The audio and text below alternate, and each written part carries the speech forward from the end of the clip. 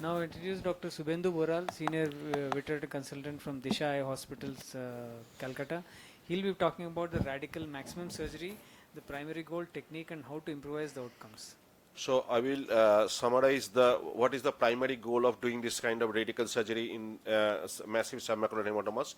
We should know why to treat this submacular hematoma urgently, because of its barrier effect, toxic effect of the iron and hemosiderin, fibrin infiltration between the inner and outer segments of the photoreceptor, shearing of the outer segments of the photoreceptor from the contraction of the hemorrhage, and ultimately submacular fibrotic scar formation. So retinal damage, which can occur as early as within 24 hours, window of opportunity is within first 2 weeks of onset.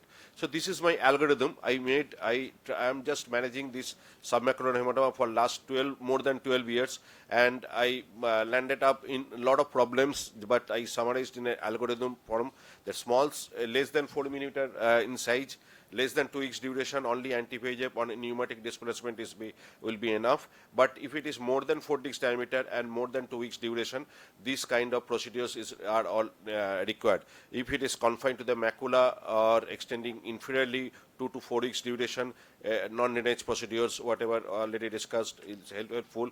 If it is extending beyond macula 4 to 8 weeks duration, drainage, or it is more than 8 weeks duration, drainage along with RP choroid patch graft transplantation is necessary. So for me, non-drainage is non-radical, but drainage is radical. Even when we are going for the retinectomy or with or without RP choroid patch graft transplantation, these are absolutely radical surgery. So primary goal of radical surgery to decrease the destructive effect of blood in the subretinal space. Number 2, to facilitate the visual recovery in some almost no hope situation, and to decrease the further vision loss. So submacular hemorrhage, significant size, I am talking about the second category, more than 2 weeks duration, extending beyond macula 4 to 8 weeks duration. So drainage, either subretinal TPA with retinotomy along with subretinal blood removal, or subretinal TPA with temporal retinectomy along with subretinal blood removal. Like in this case, vision decreased for 1 month, vision is PLPR. I have injected subretinal TPA followed by making retinotomy, what Dr. Deepender already described it, some kind of minimalistic approach, and remove the blood as much as possible. I am choosing 2 areas of doing planned retinotomy, diagonally just opposite, making one infratemporal, and another is supratemporal, so that to maximize the blood from the whole fundus. Now the macular area and superior area is not free of blood, so I made another site of retinotomy, and most of the blood is already lysed, because you have to give some time for the clot lysis. It varies from 10 minutes to 45 minutes after injecting subretinal TPA. Then settle the retina, do laser, and you can end up with either gas or oil. I have my oil is my tamponade of choice. So post-operatively, patient improved, and but unfortunately, some kind of ERM developed after 3 months. When I removed the oil, I was also removed this ERM. So this is another case, 6 weeks old, hemorrhagic retinal detachment. PR was inaccurate. Just see the situation of the blood, and but not more than 2 months. So I injected subretinal TPA first, then 2-3 areas, then waited for some time, at least 15 to 20 minutes, then started doing retinectomy from the temporal side, and you can see the old lysed blood is coming out. They are almost all dehemoglobininized blood. Lot of subretinal clotted blood is coming out like this, and then settle the retina with the help of PFCL, and you have to treat the case just like GRT, and do under the laser, PFCL, you have to do laser all around, as well as taking care of this cornu, and with the help of this Sandler slide, direct silicone and PFCL exchange, injecting silicone on the left hand and removal of the PFCL with the right hand, and post-operatively you will see this very good result. Finally, patient vision improved to 6/36. So this is another category where this kind of situation, along with this old blood, that is more than 2 months.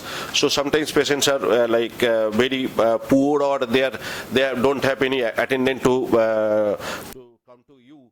So in these areas, so where there is old blood and you have to go for the radical surgery. So you have to make, sometimes you are planning for the retinectomy. Then you start putting the RP.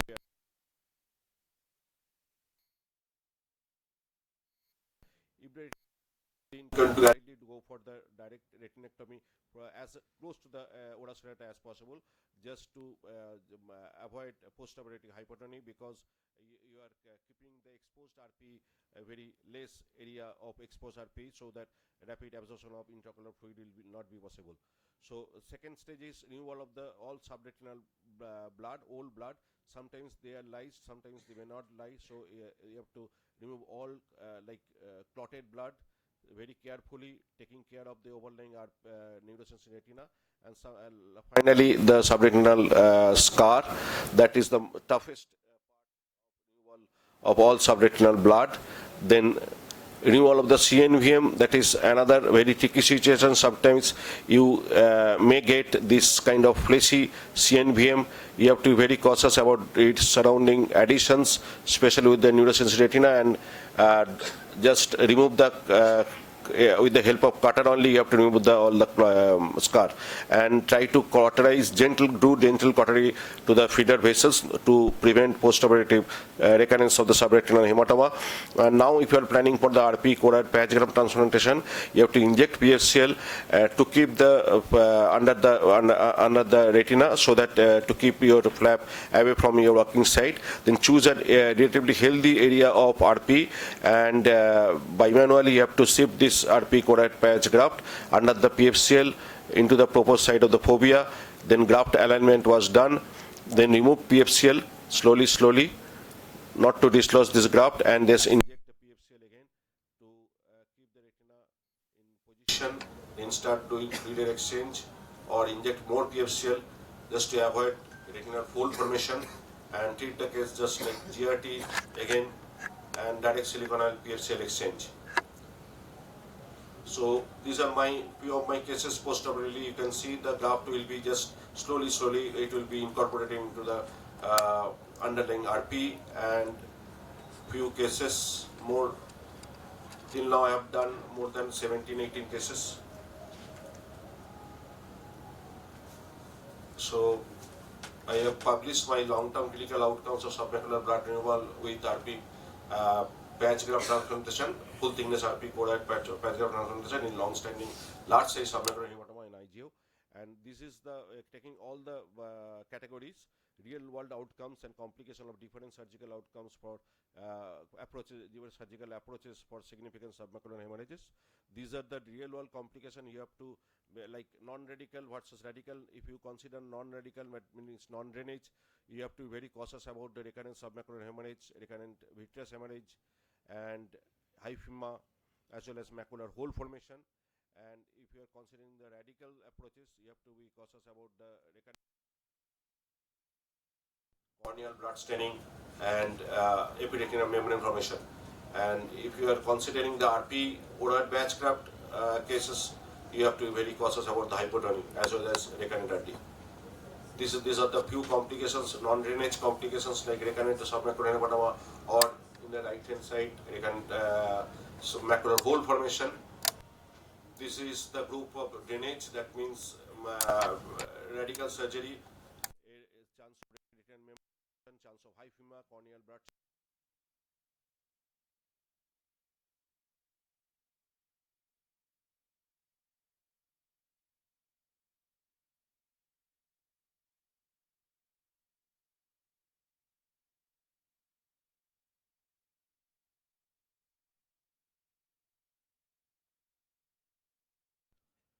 Thank you.